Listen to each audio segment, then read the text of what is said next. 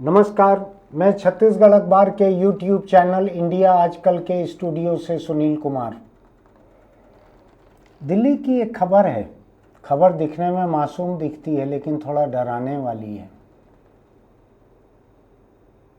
Delhi police ने एक चिट्ठी लिखी है दिल्ली में स्थित पश्चिम बंगाल सरकार के भवन को, जो कि उनका दफ्तर भी रहता है। हर राज्य के भवन हैं ऐसे, छत्तीसगढ़ भवन, मध्य प्रदेश भवन, बिहार भवन, हर राज्य के भवन हैं जहां उन राज्यों के अफसर भी रहते हैं। उन राज्यों के पहुंचने वाले लोग भी ठहरते हैं, मेहमान रहते हैं वहां पर।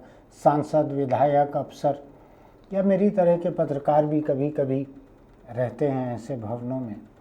वहाँ दफ्तर रहता है राज्यों का। तो जो बंग भवन जो है पश्चिम बंगाल सरकार का, पश्चिम बंगाल सरकार भारत का राज्य है पश्चिम बंगाल, उसका जो भवन है वहाँ पर एक चिट्ठी पहुंची है। ऑफिस इंचार्ज बंग भवन, चाणक्यपुरी, नई दिल्ली। ये इलाका है चाणक्यपुरी, इलाके में अधिकतर भवन है। दिल्ली पुलिस ने उसको लिखा है, translation of documents containing text written in Bangladeshi language. कहा है कि हमने कुछ ऐसे लोगों को पकड़ा है जिनके पास से दस्तावेज ऐसे मिले हैं जो बांग्लादेशी भाषा में हैं।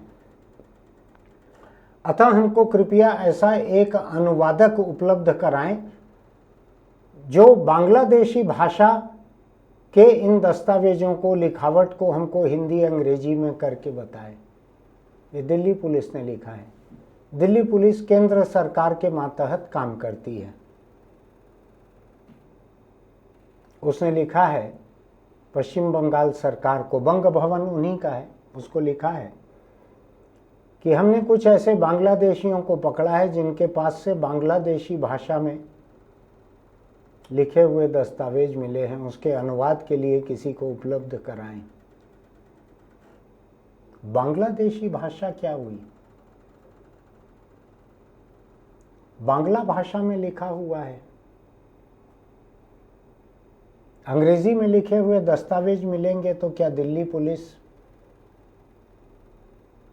लंदन में 10 डाउनिंग स्ट्रीट प्रधानमंत्री को चिट्ठी लिखेगी कि हमारे यहाँ कुछ लोग पकड़ाए हैं जिनके पास से अंग्रेजी में लिखे हुए कागज मिले हैं, तो अंग्रेजी से हिंदी करके भेजने वाला एक अनुवादक उपलब्ध कराएं। ब्रिटिश हाई कमीशन को देगी चिट्ठी, क्या करेगी?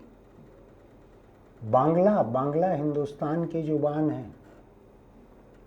हिंदुस्तान में जो अधिकृत भाषाएं हैं, जो कि नोट पर लिखी हुई रहती है, भाषाएं हर नोट पर लिखी हुई रहती है। बांग्ला भाषा के लिखे हुए लोगों का राष्ट्रगीत और राष्ट्रगान बांग्ला भाषा के लिखे हुए लोगों का है। बांग्ला है वो, बांग्लादेशी भाषा नहीं है।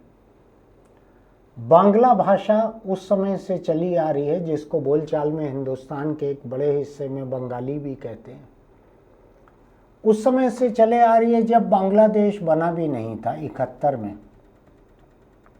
1971 में इंदिरा गांधी ने पाकिस्तान को तोड़कर पूर्वी पाकिस्तान वाले इलाके को बांग्लादेश बनाया था।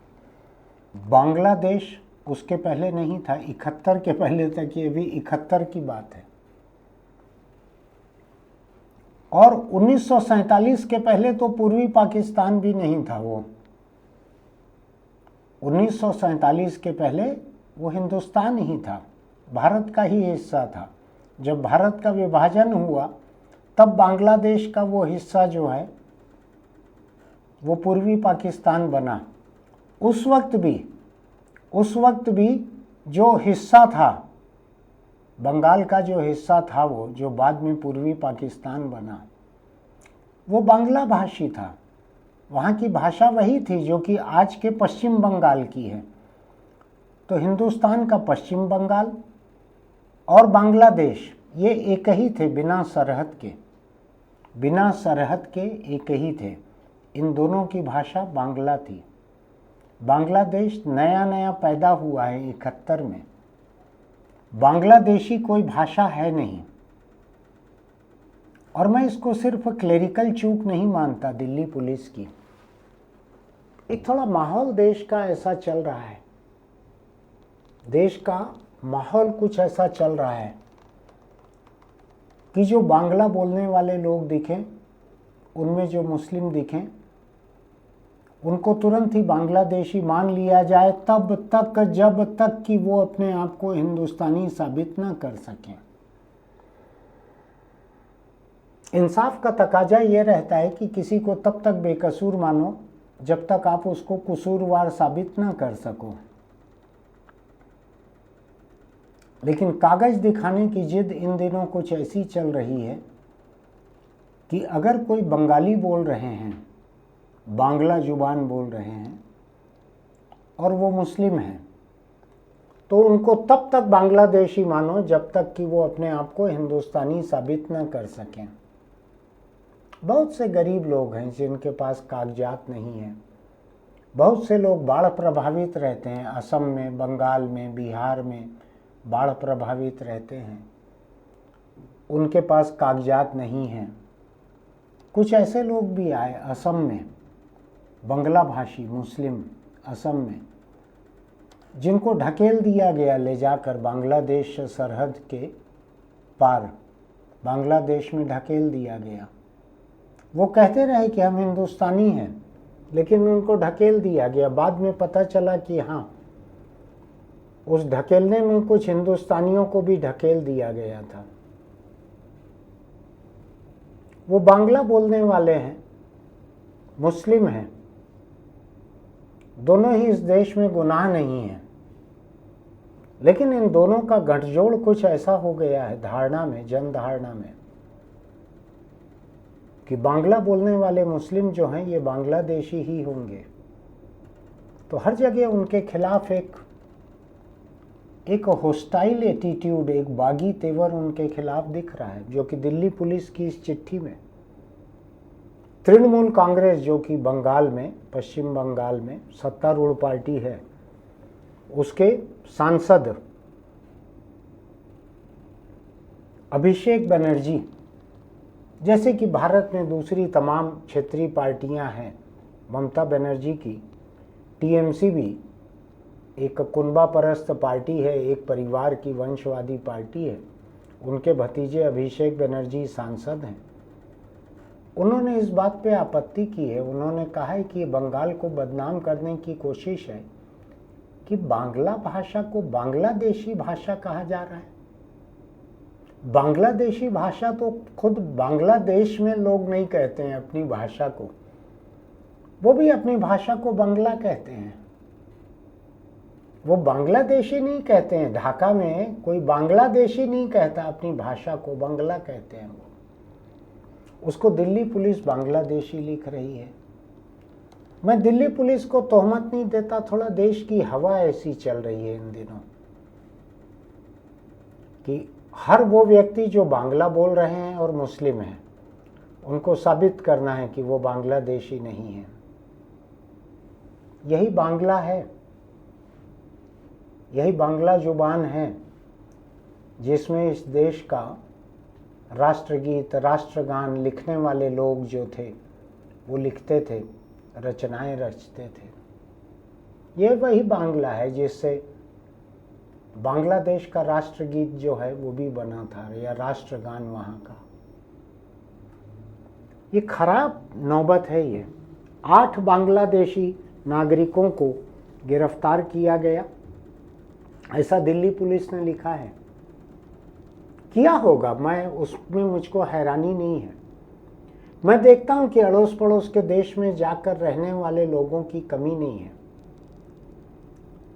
अभी मैं पढ़ रहा हूं कि अमेरिका से ट्रंप जितने लोगों को निकाल कर भेज रहा है, भारत के लोगों को तो हथकड़ी बेड़ी में बांधकर उसने मालवाहक विमान से, फौज के मालवाहक विमान से सामान की तरह हथकड़ी बेड़ी लगाकर भेजा था हिंदुस्तान। उसने देखा हुआ है, हिंदुस्तान ने, हिंदुस्तान के लोग भी वहाँ पे बसे हुए हैं, अमेरिका में, ब्रिटेन में बसे हुए हैं, बिना वैध दस्तावेज के ऑस्ट्रेलिया में बसे हुए हैं, कनाडा में बसे हुए हैं, कई देशों में बसे हुए हैं।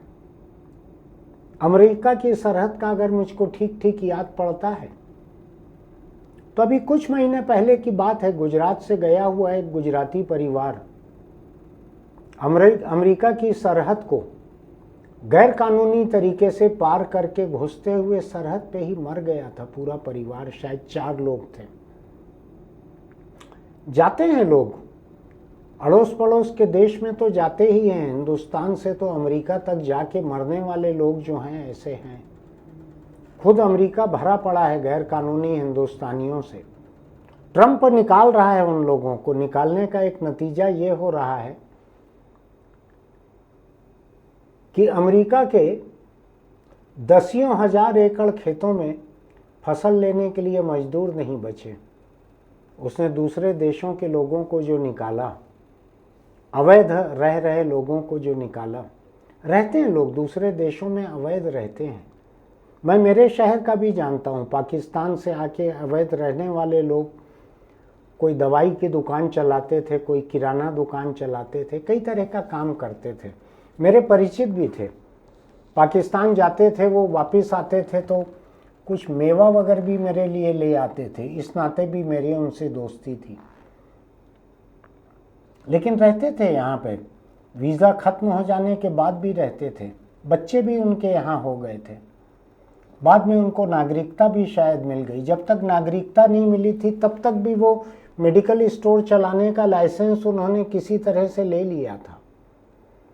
ऐसा होता है जहाँ पर बेहतर संभावनाएं रहती हैं। देश के भीतर भी एक प्रदेश से लोग दूसरे प्रदेश को जाते हैं, पड़ोसी देशों को जाते हैं, दूर दूर के देशों को जाते हैं। आपने देखा होगा सीरिया से, मध्य पूर्व के दूसरे अरब देशों से, अफ्रीका के देशों से यूरोप पहुंचने वाली छोटी छोटी डोंगियों में सामान की तरह लदे हुए लोग जाते हैं। डूब जाती है डोंगी, मर जाते हैं।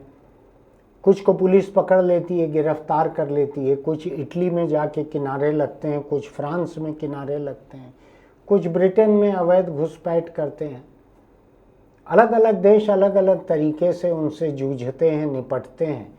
कुछ लोग बसाते हैं, कुछ लोग निकालते हैं। तो मैं भारत सरकार के इस हक को नाजायज़ नहीं कह रहा। अगर भारत सरकार को लगता है कि बांग्लादेश से आए हुए लोगों को बाहर निकालना है तो ज़रूर निकालना चाहिए, सरकार का हक है ये। वो अवैध नागरिक हैं यहाँ के, अवैध घुसपैठिया हैं यहाँ के, उनको निकालना चाहिए। लेकिन मैंने सुना है कि इस जांच पड़ताल के चलते हुए दिल्ली के इलाके से, बिहार से, यूपी से इतने बंगला मुस्लिम छोड़ छोड़ कर चले गए हैं कि कामकाज प्रभावित हो रहा है। दिल्ली के कारखानों में, दूसरी जगहों पे कामकाज में जो बांग्लादेशी, जो बंगाल के हिंदुस्तानी, जो बांग्ला भाषी मुस्लिम काम कर रहे थे, चाहे सरहद के इस तरफ के हों चाहे उस तरफ के हों, चाहे वैध नागरिक हों चाहे अवैध घुसपैठिया हों,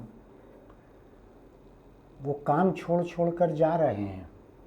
अभी समझ नहीं पड़ रहा है, अभी हम आंकड़ों में नहीं देख रहे हैं कि इस तरह के दसियों लाख लोग अगर कम कर दिए जाएंगे तो उससे क्या अर्थव्यवस्था पे फर्क पड़ेगा, कारोबार पर फर्क पड़ेगा, अभी हम नहीं देख रहे हैं। लेकिन अमेरिका में ये बात सामने आ रही है। मैं आंकड़े देख रहा था, वहाँ के दसियों हजार या शायद लाखों एकड़ खेत बिना फसल के रह गए हैं इस बार। ट्रंप के आए साल पूरा नहीं हुआ है अभी, ये शायद 8वां महीना शुरू हुआ है ट्रंप के आए। अभी वहाँ पर दसियों हजार या लाखों एकड़ खेत बिना जुते हुए, बिना फसल के रह गए हैं। जो सर्विस सेक्टर है वहाँ का, जिसमें दूसरे देशों से आए हुए गरीब मजदूर अधिक काम करते थे, सफाई, टेबल पोंछना, बर्तन धोना, घरों में घरेलू कामगार की तरह काम करना, नर्स की तरह काम करना, बूढ़े लोगों के देखभाल का काम करना, बच्चों की देखभाल का काम करना, ड्राइविंग करना, हमाली का काम करना, ये सब में शॉर्टेज हो गया है। दूसरे देशों से आए हुए लोगों को एक रफ्तार से निकालने में अभी ट्रंप को समझ नहीं पड़ रहा है। ये आंकड़े सामने आ रहे हैं, खुद अमेरिका के सर्वे बता रहे हैं कि इतने लोगों को बाहर निकालने से क्या हो रहा है।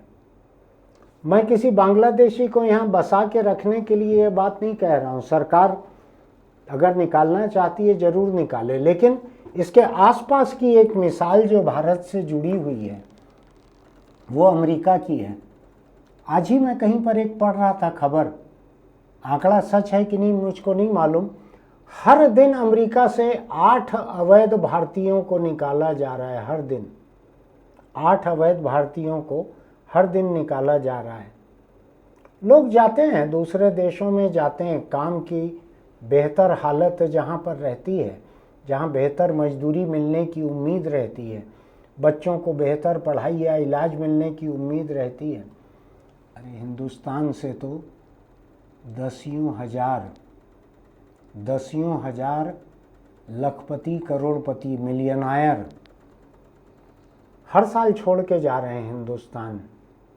नागरिकता छोड़ दे रहे हैं, नागरिकता छोड़ दे रहे हैं हिंदुस्तान की, दूसरे देशों में स्थायी रूप से बस जा रहे हैं। मैं नहीं जानता वो ऐसा क्यों कर रहे हैं। यहाँ तो कमाने खाने का बहुत जरिया है हिंदुस्तान में। यहाँ तो व्यापार के नियम जो हैं वो भी अभी काफ़ी ढीले हुए हैं। यहाँ वो लोग कमा सकते हैं जो पैसे वाले लोग जा रहे हैं। मैं मजदूरी करने, नौकरी करने के लिए जो घुसपैठिए जा रहे हैं उनकी बात नहीं कर रहा हूँ। कानूनी रूप से डंके की चोट पे जा रहे हैं, टाटा बाय बाय बोल के जा रहे हैं, मैं उनकी बात कर रहा हूँ। बहुत बड़ी संख्या में लोग नागरिकता छोड़ दे रहे हैं भारत की, दूसरे देशों में बसने के लिए। अधिक संपन्न देशों में जा रहे हैं, कोई बांग्लादेश या पाकिस्तान जाने के लिए नागरिकता नहीं छोड़ रहे हैं। जाते हैं लोग अपने देश से अधिक संपन्न देश में, अपने प्रदेश से अधिक संपन्न प्रदेश में।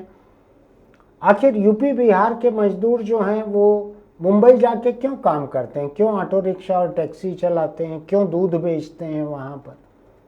अपने प्रदेश के मुकाबले थोड़ी ज़्यादा कमाई है वहाँ पर, इसलिए जाते हैं। जाते हैं लोग, पूरी दुनिया में जाते हैं। अमेरिका में चारों तरफ से लोग जाते हैं, यूरोप में चारों तरफ से लोग जाते हैं, अवैध घुसपैठ करते हैं, उनको निकाला भी जाता है। भारत सरकार भी निकाल रही है चारों तरफ से, लेकिन थोड़ा माहौल ठीक नहीं है। मैं सरकार के इस अधिकार को, मैं उसकी आलोचना नहीं कर रहा हूँ कि जो अवैध रूप से भारत में है उनको निकाल रही है सरकार, उसकी अपनी मर्जी है किस रफ्तार से निकालना है, कितनी जांच पड़ताल के बाद निकालना है। लेकिन थोड़ा माहौल जो बन गया है कि जो बंगला बोल रहे हैं और मुस्लिम हैं ये तमाम बांग्लादेशी हैं, ये थोड़ा माहौल ख़राब हो गया है। मुझको लगता है जो मैं नाम देख रहा हूँ पुलिस अफसर का, अमित दत्त नाम है, एक बड़ी गुंजाइश है। अमित दत्त एक बंगला अफसर होने की बड़ी गुंजाइश है। दिल्ली पुलिस में है, इंस्पेक्टर है, इंस्पेक्टर अमित दत्त। एक बंगला अफसर ये लिख रहा है बंग भवन को बांग्लादेशी भाषा। हो सकता है इंस्पेक्टर ने खुद ने ड्राफ्ट न किया हो, किसी क्लर्क ने, सिपाही ने ड्राफ्ट किया हो, लेकिन दस्तखत तो दत्त साहब के ही हैं उस पर। ये माहौल थोड़ा ठीक नहीं है, कार्रवाई ठीक नहीं है। मैं नहीं कहता, कार्रवाई तो जो सरकार तय करे वो ठीक है, अगर वो विधि सम्मत है तो, अगर सबूतों के आधार पर है तो। ये माहौल ठीक नहीं है। आपको पता है आज ही सुबह के अखबार में पश्चिम बंगाल के, भारत वाला पश्चिम बंगाल, वहाँ बांग्ला भाषा बोली जाती है, उसकी राजधानी कोलकाता की खबर है। पत्रिका अखबार से पढ़ के सुना रहा हूँ। आनंदपल्ली पश्चिम इलाके में रहने वाले 63 बरस के दिलीप कुमार साहा ने एनआरसी के डर से आत्महत्या कर ली। वो 1972 में ढाका से आए थे। एक निजी स्कूल में गैर शिक्षण कर्मचारी के रूप में कार्यरत थे। मैं खुदकुशी का तरीका नहीं बताता। उनके पास वैध मतदाता पहचान पत्र सहित तमाम कागज थे, लेकिन उनको डर था कि एनआरसी लागू होगा तो उन्हें बांग्लादेश भेज दिया जाएगा। 63 बरस का है, 63 बरस का। ये लोग जब आए थे बांग्लादेश से यहाँ बांग्लादेश बन रहा था उस वक्त आए थे। पूर्वी पाकिस्तान रहते हुए भी शायद आना शुरू हो गया था, बांग्लादेश बना तो भी आए थे। मैं जिस शहर में रहता हूँ यहाँ भी आए थे, मेरा भी थोड़ा सा रिश्ता है इनसे। मेरे शहर में एयरपोर्ट का जो इलाका है माना बस्ती, वहाँ पर इनको बसाया गया था। पीएल होम कहा जाता था उसको, परमानेंट लाइबिलिटी होम। इनको स्थायी जिम्मेदारी माना गया था, परमानेंट लाइबिलिटी। और मुझको ध्यान है, मैं उस समय कॉलेज में पढ़ता था, 71 की बात थी, और हम लोग सिनेमा देखने जाते थे तो सिनेमा की टिकट पे एक शरणार्थी टैक्स, ऐसा टिकट अलग से लगती थी, उसको फिर गेट पर फाड़ा जाता था। तो हर सिनेमा दर्शक को टिकट के ऊपर कुछ टैक्स देना पड़ता था, शरणार्थी टैक्स। वो टैक्स बांग्लादेश से यहाँ आए हुए लोगों के रख रखाव के लिए, उनके ऊपर होने वाले खर्च के लिए लिया जाता था आम जनता से। हम लोग भी देते थे उसको।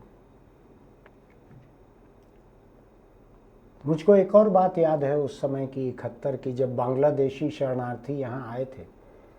मेरे पिता होम्योपैथी की प्रैक्टिस करते थे और बांग्लादेश में, पश्चिम बंगाल में, सरहद के दोनों तरफ बंगालियों के बीच में होम्योपैथी का चलन काफ़ी था।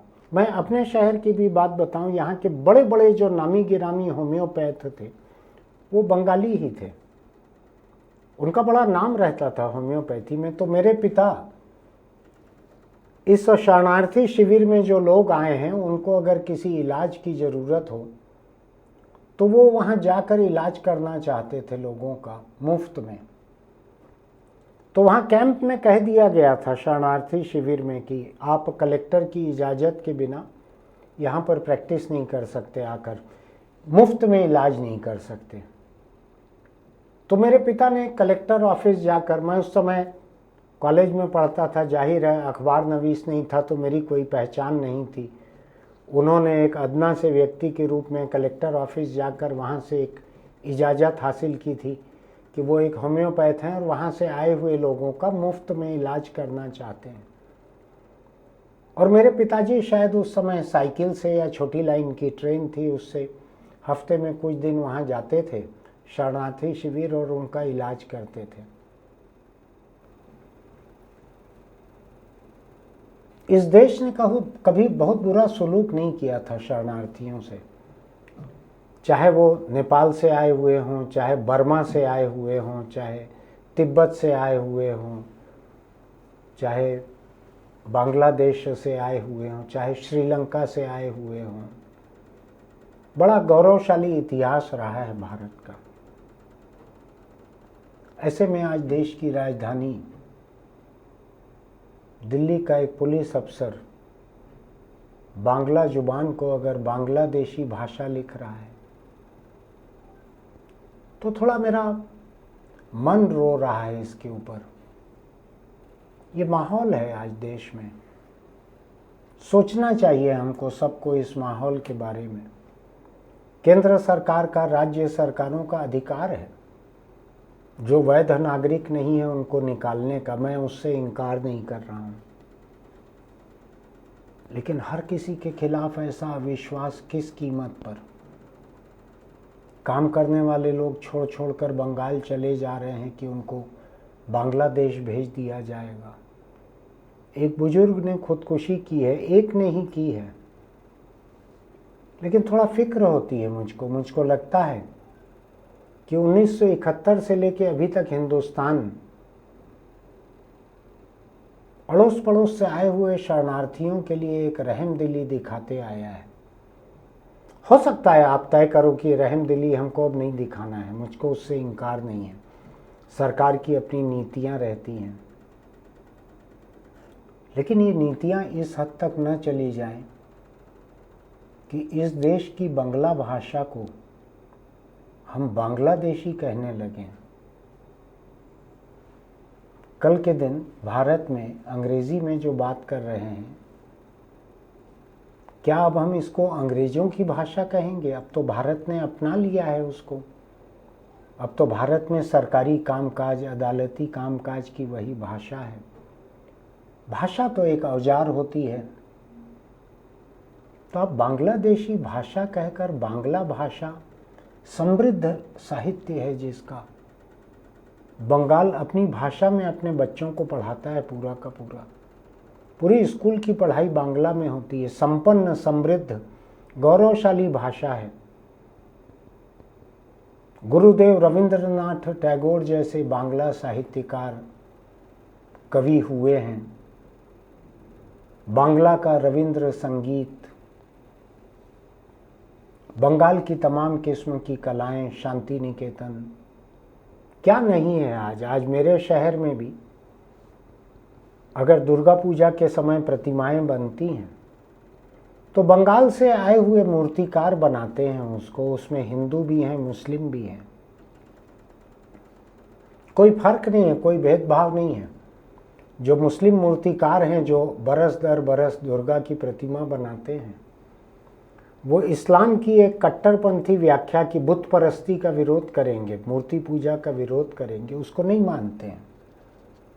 आप बंगाल भी जाके देखेंगे तो वहाँ मुस्लिम जो हैं मूर्तिकार वो बनाते हैं प्रतिमाओं को, पूजा में भी शामिल होते हैं। मैं तो मेरे मोहल्ले में देखते आया हूँ पूरी ज़िंदगी, गणेश और दुर्गा पूजा एक मुस्लिम लड़के की अगुवाई में ही हम लोग करते थे।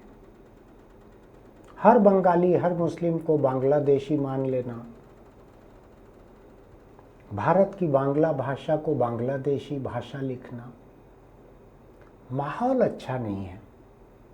थोड़ा सोच के देखिएगा, क्या सदियों की दरियादिली इस देश की इस तरह भाप बनकर उड़ जा रही है? क्या हमारे भीतर इतनी क्रूरता आ जा रही है? अरे भाई, बांग्लादेश में जो भाषा बोल रहे हैं वो खुद भी उसको बांग्ला बोलते हैं, और वो उनकी भाषा नहीं है। वो पैदा भी नहीं हुआ था बांग्लादेश, पूर्वी पाकिस्तान पैदा भी नहीं हुआ था। उस वक्त हिंदुस्तान में इसी बांग्ला भाषा के लेखकों ने, कवियों ने इस देश का राष्ट्रगीत, राष्ट्रगान सब कुछ लिखा था। बांग्ला कवियों ने सब कुछ लिखा था। जो वंदे मातरम वगैरह है वो भी बंगाल से ही लिखा गया था। उस बांग्ला भाषा को बांग्लादेशी लिखना, मुझको ऐसा लगता है ये केवल क्लेरिकल मिस्टेक नहीं है, ये इस देश के गौरव पर एक चोट है। ये चूक छोटी नहीं है। ये राजनीति का मुद्दा नहीं है कि ममता बनर्जी इसको लेकर राजनीति करें। मैं ममता बनर्जी की 100 बातों से असहमत रहता हूँ, लेकिन मुझको खराब लग रहा है, मन में बहुत खराब लग रहा है कि क्या हम अवैध बांग्लादेशियों को निकालने के चक्कर में देश के भीतर इतना तनाव खड़ा कर दे रहे हैं। थोड़ा सोच के देखिएगा। इस देश की परंपराएं बड़ी गौरवशाली रही हैं। मेरे कम कहे को अधिक समझिएगा, वरना इस देश का गौरव जो है उस पे आँच आ रही है। ऐसा होना नहीं चाहिए। इस देश के एक प्रदेश को, खासकर देश की राजधानी को, इसी देश की एक राजकीय भाषा है बांग्ला, नोटों पे छपती है। उसके बारे में ऐसा नहीं कहना चाहिए, उसके बारे में ऐसा नहीं लिखना चाहिए। सोचिएगा। मैं तो थोड़ा विचलित हूँ, दुखी हूँ। आप सोचिएगा इस बारे में, फिर मिलेंगे। आपको ठीक लगे, आपको लगता है कि मैंने भारत की गौरवशाली परंपराओं के मुताबिक कोई बात उठाई है, आपको लगता है, तो हमारे YouTube चैनल इंडिया आजकल को सब्सक्राइब कीजिएगा, लाइक कीजिएगा, नोटिफिकेशन की बटन दबाइएगा, इसको अपने दोस्तों को भी भेजिएगा, टिप्पणी में लिखिएगा आपको कमेंट बॉक्स में क्या लगता है। सावधान रहिएगा। इस देश के भीतर भेदभाव मत कीजिएगा, भाषा के आधार पर, धर्म के आधार पर, क्षेत्रीयता के आधार पर। ऐसी उग्र राष्ट्रीयता, उग्र राष्ट्रवाद मत कीजिएगा कि हम देश के भीतर ही बट जाएं। ध्यान रखिएगा कि कश्मीर से कन्याकुमारी तक भारत एक है। सभी भाषाएं एक जैसी गौरवशाली हैं। एक दूसरी भाषाओं को लेकर मारना पीटना अपमान करना शुरू होगा तो इसका अंत कहाँ होगा। सावधान रहिएगा, देश की हवा को बचा कर रखिएगा, अच्छी हवा को। चलते चलते एक छोटी सी सलाह, अगर आप सिगरेट बीड़ी गुटखा तंबाकू खाते पीते हैं तो छोड़ दीजिए, वरना तंबाकू को कैंसर कभी नहीं छोड़ता है, वो पीछे पीछे आ ही जाता है। कैंसर इतना बुरा हाल करता है, मेरी सलाह है कि आप अपने पूरे परिवार सहित एक बार पास के कैंसर अस्पताल जरूर होके आइए। उसमें बाह्य रोगी कक्ष जो रहता है, out patients department, waiting hall, उसमें घूम के देखिए, पूछिए लोगों को कि आपको किस चीज़ का कैंसर हुआ है भैया, थोड़ा हमदर्दी से पूछिए। जितने लोगों का चेहरा, गाल, मुंह, गला कटा पिटा दिखेगा, जान लीजिए कि वो तंबाकू से होने वाले मुंह के कैंसर का है। उसके चेहरे पे अपनी तस्वीर एक बार कल्पना करके देखिएगा, हो सकता है आपसे तंबाकू छूट जाए। फिर मिलेंगे।